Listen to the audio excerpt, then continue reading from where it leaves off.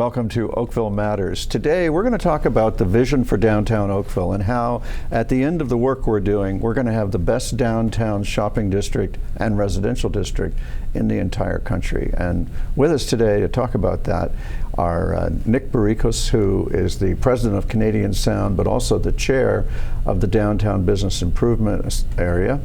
And we also have Maryann Kenfelja, who is a realtor in town. She is going to speak for the frustrated shoppers and also from her expertise about what people are really looking for.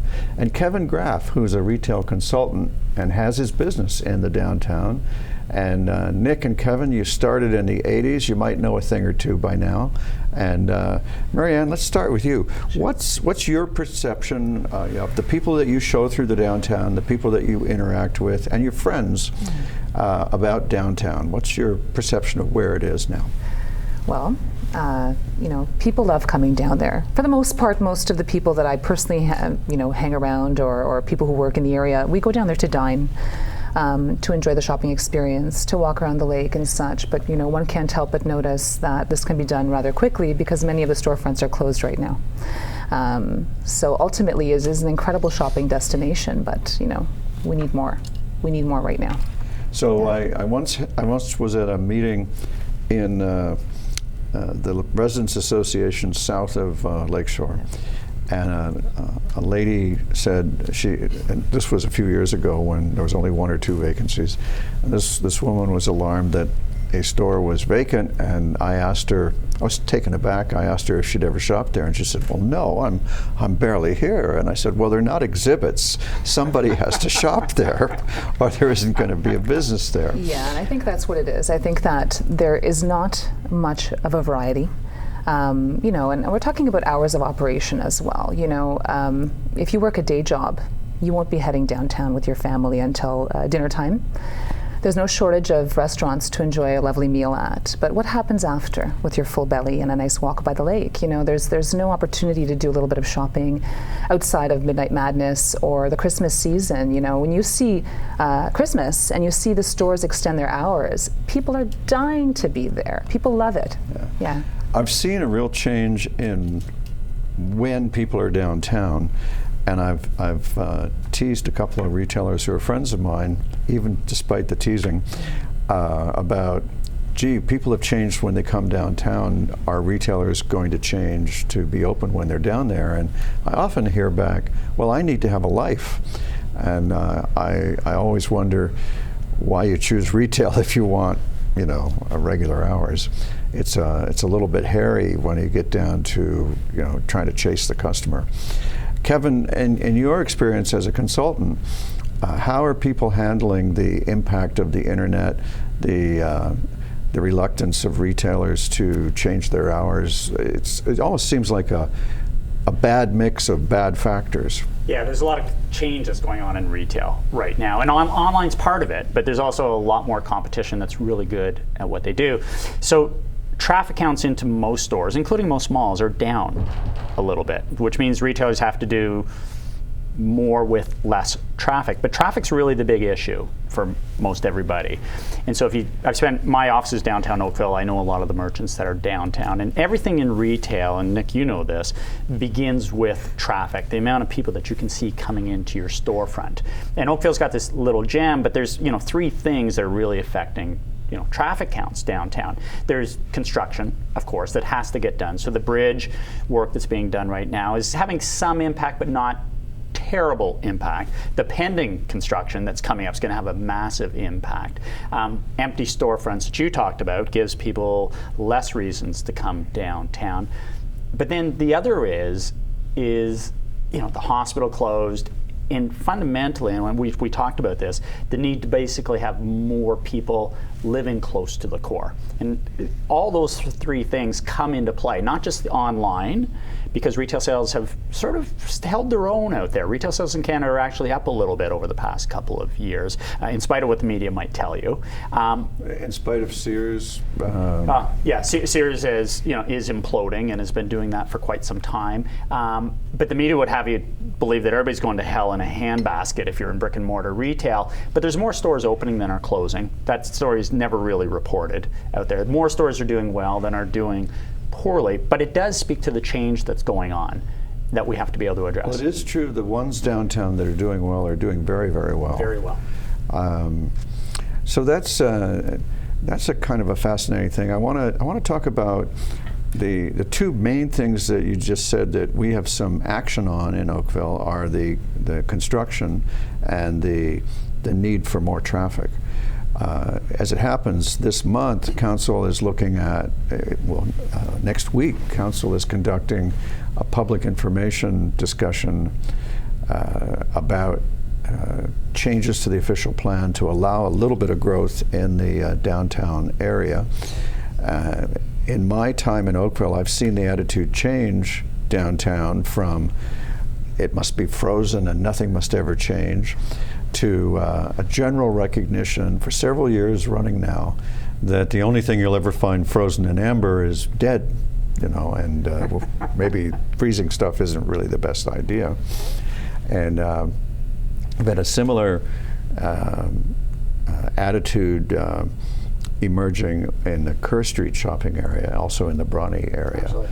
So that speaks to a certain amount of competition.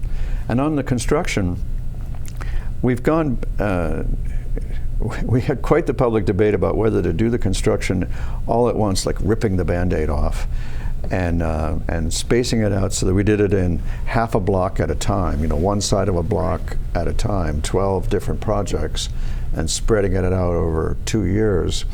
The theory being that there'd be no disruption at all for 11/12ths of the downtown. And one of the frustrations for council is we agreed to do it the slower, more expensive way, and people are still carrying on as if we're going to do the whole thing and it'll all be blocked off for all of 2 years. Like the only part that penetrated was the 2 years. The do it in pieces part didn't seem to penetrate. Absolutely. So Nick, as the leader of the BIA, what's your sense of the understanding of this issue about how long it's going to take? Well, I think most people, to your point, just pay attention to the big words that stick out. For example, 2 years, and they think worst case scenario. And they don't bother to go read the details. And as we all know, the devil's always in the details. Whether it's successful or unsuccessful, the details are the most important element of the execution. So most people are horrified.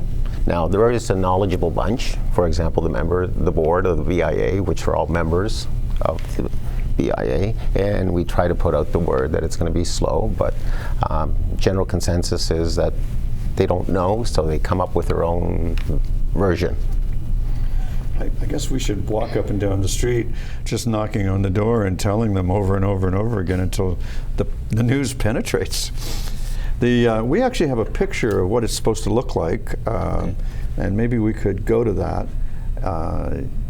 So this is the new streetscape after so the construction we've been talking about is the foundation of the road needs to be rebuilt, and that's a pretty massive thing, happens every 50 years or so, and we're going to take the opportunity when we do that to instead of putting back the streetscape, the top layer as it is now, council's agreed to fund putting it back in a much prettier and more attractive way with wider sidewalks and more room on the road. The sidewalks get, maybe I should correct myself, the room on the road changes because we take the center lane out to make the sidewalks wider, but then we've directed bicycle traffic to bike lanes on the side roads so that the parking can be as much as it is now, and the traffic can flow freely.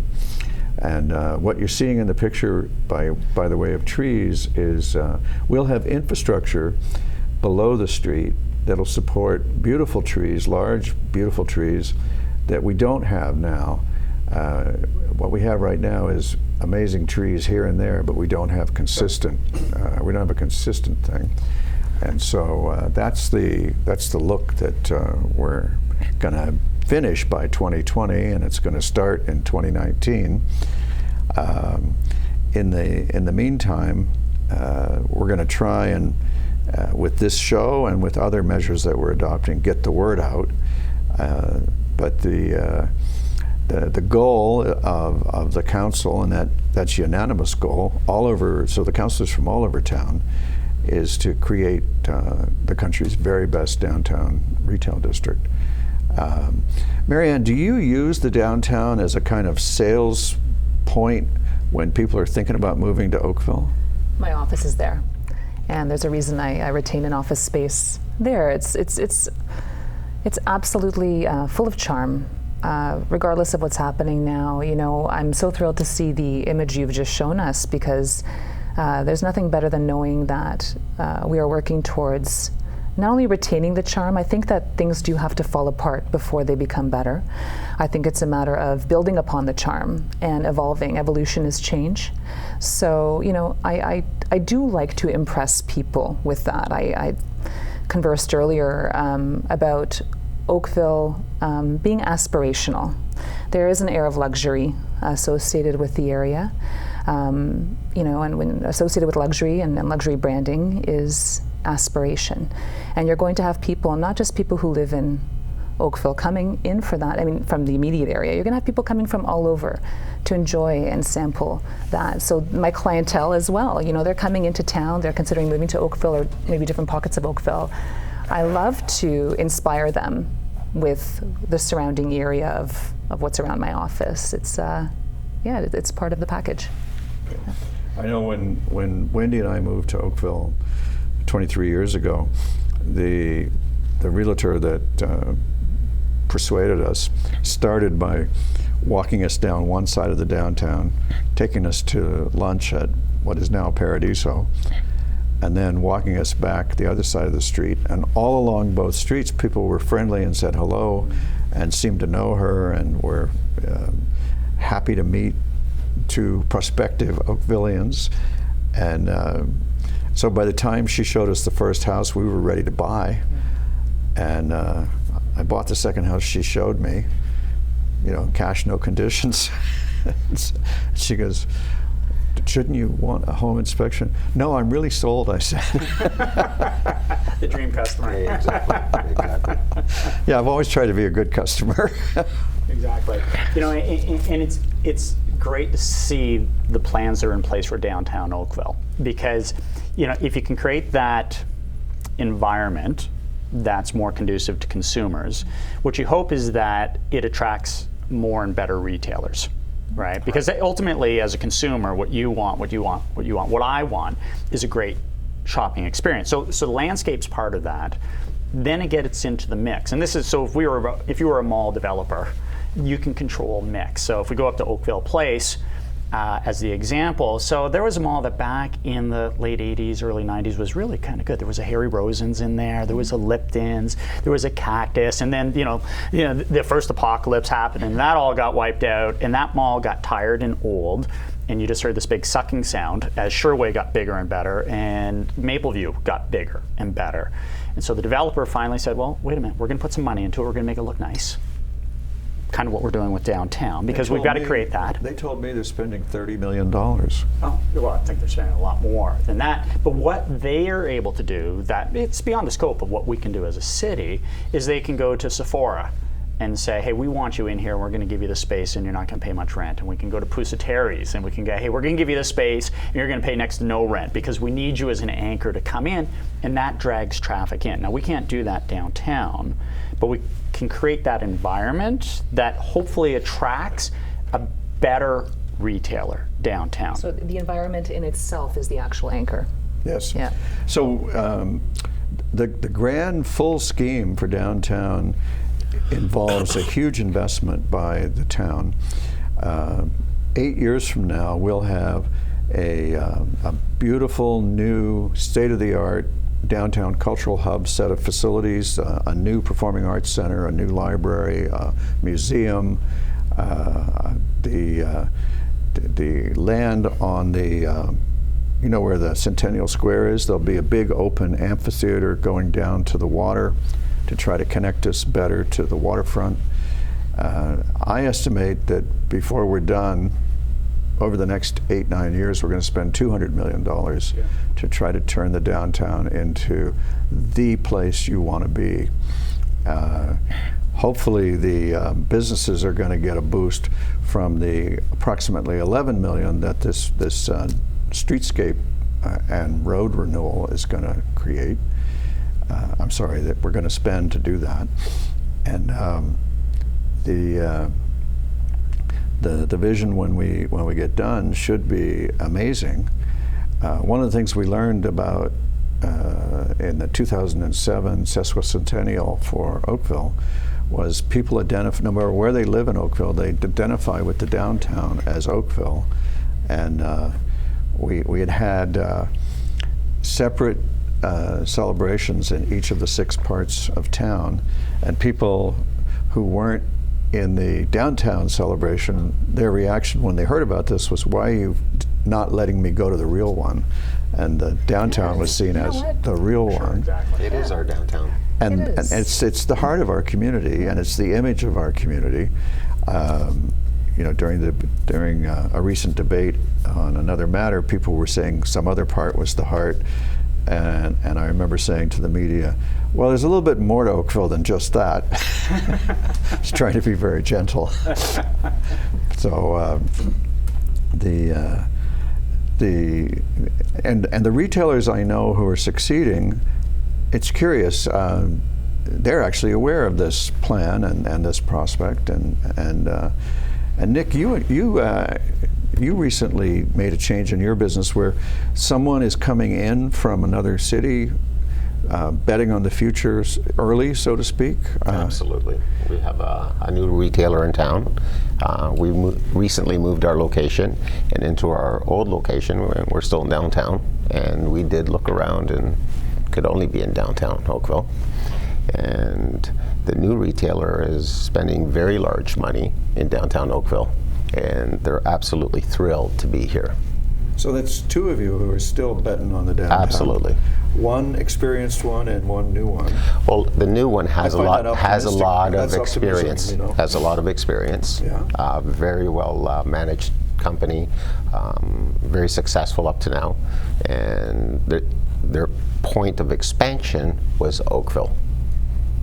They're currently in Guelph, and they're moving to Oakville. Great. So it is exciting for us. Good to say. I think it'd be hard to ignore the foresight. I mean, there's something great about to happen. This is maybe a bit of a darker phase, a phase of adjustment. You know, I think speaking openly about the plans and putting it out there for people to see is optimistic. You know, you look at anywhere Europe, and people spend a lot of money to gather and walk up and down the streets and the corzos and be together and see and be seen. Mm-hmm. And Oakville is unique for that. So we need Midnight Madness every day. To make it like Europe, perhaps. Yes. But you know what? People love to be there. It is unlike any waterfront. I know other waterfronts can toot their horn about, we have this, and they're popular for their own reasons. But we have something so very unique in our end, you know? But I think it's important to recognize that all of these initiatives, I think, are critical and important, are going to have positive benefit. But it comes back, I think, to a density issue more than anything. And it's good that there's some movement in the community that goes, well, wait a minute, we can't freeze and not do anything. And I'm not a politician and I'm not a developer, but I just look at different examples of what happened. It wasn't that long ago, if you remember, in Toronto, the bottom part of Yonge Street was no place you really wanted to be, right, in the evening and around Front Street. Most of my life in Toronto, that was true. Right, absolutely. And it's because people went there to work and then they all went home. Right. And so it cleared out at night. But now all the condos have gone up down in that area. Now it's vibrant. It's great. It's exciting. Why? It's because people live there. And so, you know, I have my blinders on. So I always go, okay, we have that one Daniels complex that went up, which I think is awesome. And I always go, okay, give me 4 more of those. Give me like a whole bunch of like 4- and 5-story buildings up and down Randall and Church Street. Like, give me some people downtown, because now I've got an opportunity, if I'm a retailer, to go, wait a minute, there's some people coming to my beautiful landscape. Because if it's just a beautiful landscape, and I don't have enough people coming down, I can't sell anything because it's all traffic. People coming down, like Maryann pointed out, they come down after work Right. or on the weekends Right. when they're available. But Absolutely. we need everyday shopping. And Absolutely. that's people that live there. Absolutely. So one question that often gets asked around the BIA table is, how can we increase the number of visits that people will make from the rest of Oakville? Right. We have a little bit of research that says that there's 1.5 visits per year per person.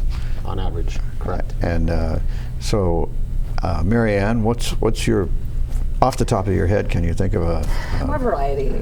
You need more variety. Back in the day when my son, who is now quite grown, was in a stroller, there was a cute little toy store on the corner, and there was things to do. There was more than, ultimately more than 2 things or 3 things to do, which would be eat, a little bit of shopping, and a good stroll. We all love walking the streets, but there has to be a little bit more. So off the top of my head, you need to play upon the uniqueness and the variety being offered, and of course, increase the availability of these things. Yeah. There ought to be a demand that would support shopping oriented towards kids. I remember recently there was a thing in the media about how the census last year showed that for the first time, the 16% was the people 65 and over, and 16% was 14 and under, and 65 and over had never been the same size as that youth, that child demographic. And blew my mind when I went and checked Oakville. Our 14 and under is 19%, and our 65 and over is 14.5%. So our senior portion doesn't reach the 16 that's the average for the country, and our youth sector is way bigger. Well, families are coming down. This isn't about, let's all take mom out shopping for the day. This is supposed to be a familial experience and something for everyone. And, when you go to that square, there's a beautiful new restaurant I visited that opened up in the square a few weeks back. And, as I sat there, I see families sitting around the steps and children rolling around in the grass. And, I think that diversifying what is being offered and having something, for those young families is very important in the vitality. So Yeah. it's part of the chicken and the egg. What comes first? Well, this is what we touch on. The customers, or do the interesting stories come first? Well, to his point, And I think the answer is density. Yeah. We need people to create a demand, and then better shops will be interested in being in downtown Oakville. Because we can keep trying to attract people from outside of the core, Right. which is valid. Which is valid, however. But the bulk of the business is going to be done by the core. Old stat, I don't know how relevant it is today, but 90% of most retailers' business comes within the 5-kilometer or absolutely. 5-mile range. Absolutely. Wow. Absolutely. There's not too many regional shopping centers where Right. people Right. commute to it. Right. The Yorkdales, the Yes. Eaton Centers of the world. It's a small pocket that most even malls are drawing from. So now you take a look at a downtown, it's the same thing. But it's going to be a small pocket with potential. Like your Right. your We secondary, have- your tertiary Yes. customer base is going to be further outside. Which is Your very- weekend has a different potential. Absolutely. So, Absolutely. you're a working person like any of us. We're tired when we're done work. We may not wish to venture into a small town. But come the weekend, this is an excellent opportunity to give people a taste of what we have Absolutely. and draw them in and give them something that they want to come back next time for, or perhaps now weeknights for, and such. Yeah, what you're saying, it just reaffirms to me how important it is that people turn out for the council meeting about what to do to, how much growth to allow in the downtown. And I think it's very promising that the residents associations that border the downtown have really become engaged in and concerned about supporting efforts to grow the health of the downtown. Absolutely. Because I think they're seeing more competition for downtown. So if you take a look at what's going up and down Kerr Street, with the Rain condos and more, and with Go Service going to 15-minute service eventually, there's going to be demand to live up that way. And that's competition. Absolutely. Right? Like that'll get better over the years. It's been a 40-year project to get Kerr Street better, but it's in process. Yes. So now all of a sudden, downtown has to be able to compete with that other option. But we are a bit different, in my opinion.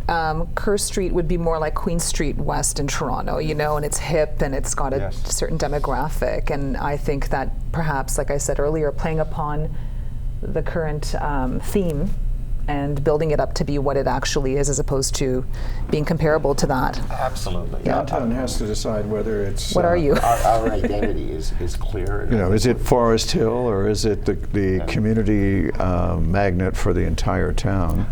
There's competition in Bronte coming as well, and you know, to Kevin's point, this notion of competition is more than on a day-to-day kind of basis. This is a decade time frame or more. In 20 years ago, I don't think Kerr looked like Queen Street West. It's come up to Queen Street West. Who knows where it's going next? And with the Sotheby's REIT deciding to redevelop the Bronte Mall and add several hundred people in residence there, there's going to be quite a blossoming in the, I'll call it downtown Bronte. Yeah, it's funny the way the three different parts of town are jockeying for favor and position with the public at large. We all have different identities. All three BIA districts have different identities. However, I think to Kevin's point, truth is, if they're in one place, they can't be at the other place. So even though the identity is different, the more appealing the identity you create, right, the likelihood of someone coming to your location goes up. So we need to become more appealing within our identity, obviously. And the good news is, I mean, in spite of everything else that's going on, so people talk about what's happening with online, the appeal, the potential strength to be capitalized on of every merchant that's downtown, especially the independent ones, is to create that better experience. Absolutely. In their stores. There's no experience with shopping online. It's growing and it's not going away. But if you're an independent retailer and you master this in your store, and the retailers that are really successful downtown, and you know there's some that just hit it out of the park down there, they're awesome at providing a great experience. They know how to buy, they know how to market it, they're in touch, they know how to deal with their customers. Like, they execute it really well. In spite of everything else that's going on, they can execute that really well. So we should all copy them, and that's a great final point. And for experience, if you want to add anything, add relationship building, and I think you've got a successful formula for retail. Thanks for joining us on Oakville Matters, and I look forward to seeing you next time.